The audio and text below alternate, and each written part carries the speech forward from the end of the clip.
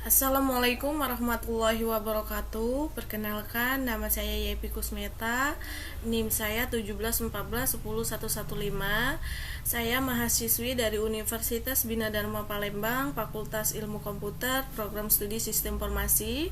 Dosen pembimbing saya Ibu Kiki Rizky Novawardani.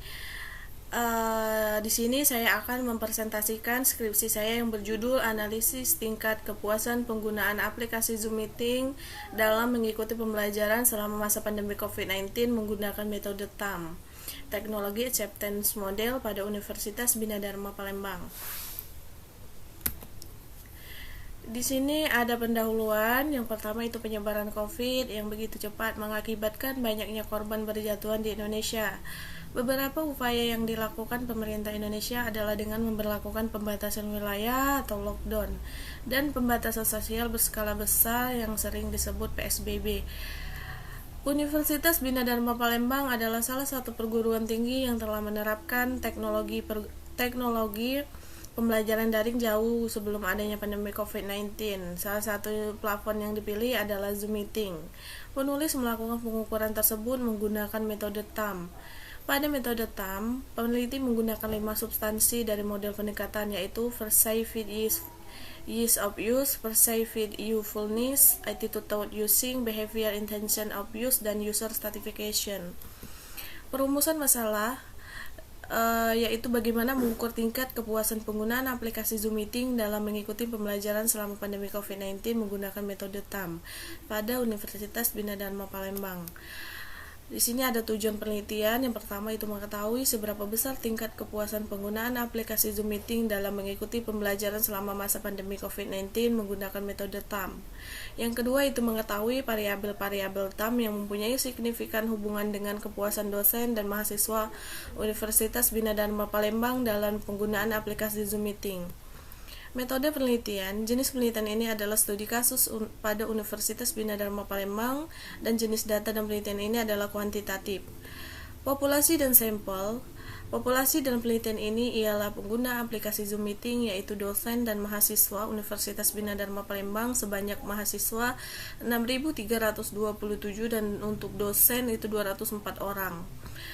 Pengambilan sampel dalam penelitian ini adalah proportionate stratified random sampling dengan jumlah 97 mahasiswa dan 3 dosen. Pada hal ini, untuk dosen akan diambil sebanyak 15 dosen guna mewakili setiap jurusan di Universitas Bina Dharma Palembang. Maka sampel penelitian ini yaitu sebanyak 112 responden. Hasil penelitian. Di sini ada hasil jenis kelamin, di mana laki-laki untuk dosen itu ada 6 dan untuk perempuan itu 9 untuk data dosen, dan untuk mahasiswa itu laki-laki ada 57 dan untuk perempuan itu ada 40. Di sini ada uji asumsi klasik, uji normalitas data dosen. Dan berdasarkan hasil uji dapat dilihat pada gambar bahwa data menyebar di sekitar garis diagonal dan penyebaran mengikuti kemana garis diagonal, maka data tersebut dinyatakan berdistribusi normal. Dan untuk itu peneliti menyimpulkan bahwa data X1, X2, dan X3, X4 terhadapnya itu berdistribusi normal untuk data dosen. Di sini ada data mahasiswa, di mana data mahasiswa ini juga menyebar di sekitar garis diagonal dan serta penyebarannya mengikuti kemana arah garis diagonal, dan data tersebut dinyatakan berdistribusi normal.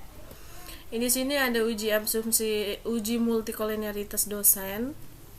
Dari data di atas dapat diketahui bahwa nilai toleransi dari keempat variabel independen lebih dari 0,1 dan nilai VIP kurang dari 10. Jadi disimpulkan bahwa tidak terjadi masalah multikolonialitas pada regresi X1, X2 dan X3, dan untuk X2 itu lebih daripada 10 maka terjadi multikolonialitas. Di sini ada uji multikolonialitas untuk mahasiswa. Di sini bisa kita lihat nilai PIP-nya itu kurang dari 10 semua ya. Dan disimpulkan bahwa tidak terjadi masalah multikolonialitas pada model regresi untuk data mahasiswa. Di sini ada uji heterokedesitas dosen.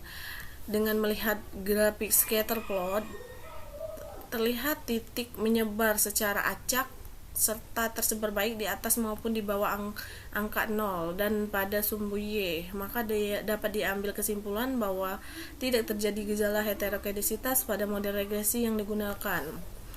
Di sini uji heterokedesitas mahasiswa, bisa kita lihat juga terlihat titik menyebar secara acak juga serta tersebar baik di atas maupun di bawah angka 0 pada sumbu Y, dan dapat disimpulkan bahwa tidak terjadi heterokedesitas pada model regresi yang digunakan. Ini ada pengujian hipotesis, yaitu uji T secara berganda untuk dosen.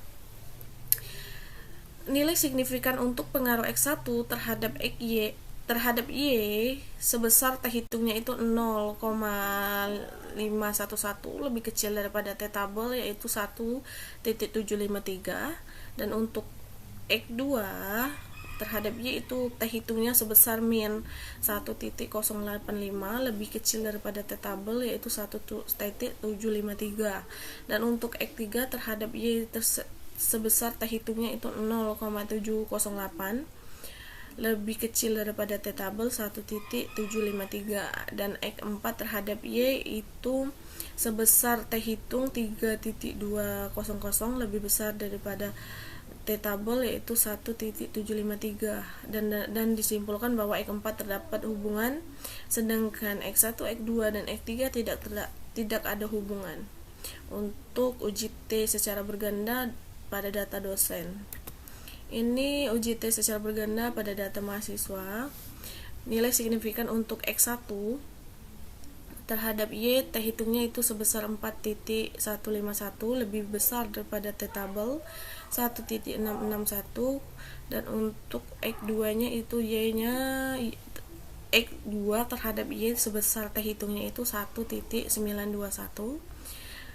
dan untuk X3 terhadap Y itu sebesar terhitungnya min 0,044, lebih kecil daripada T tabel yaitu 1.661, dan untuk X4 terhadap Y sebesar terhitungnya itu 4.033, lebih besar daripada T tabel 1.661, dan dapat disimpulkan bahwa X1, X2 dan X4 terdapat hubungan, sedangkan X3 tidak terdapat hubungan. Ini ada uji ANOVA dosen, dan berdasarkan hasil di atas, nilai signifikan untuk X1, X2, X3 terhadap Y secara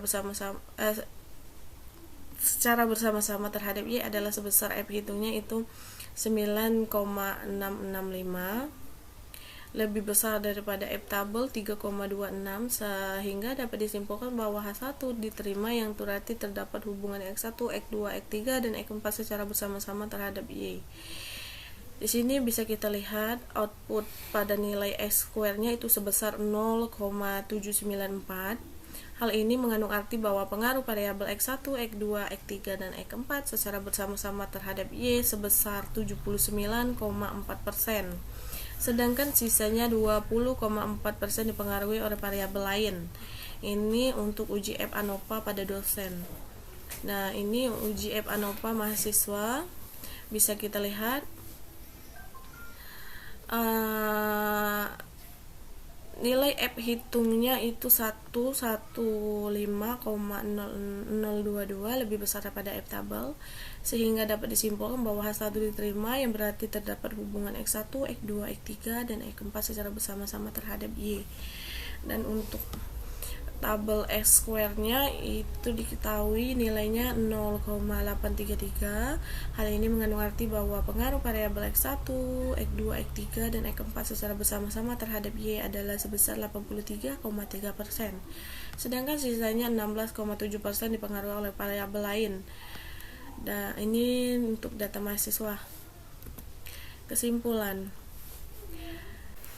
Kesimpulan itu ada 2 poin. Yang pertama itu nilai tingkat kepuasan penggunaan aplikasi Zoom Meeting dalam mengikuti pembelajaran selama masa pandemi COVID-19 menggunakan metode TAM pada Universitas Bina Dharma Palembang dilihat dari nilai square pada kelompok dosen yaitu sebesar 79,4% dan pada kelompok mahasiswa yaitu sebesar 83,3%, yang artinya dosen dan mahasiswa pada Universitas Bina Dharma Palembang sudah cukup puas terhadap penerapan aplikasi Zoom Meeting dalam proses belajar mengajar selama masa pandemi COVID-19.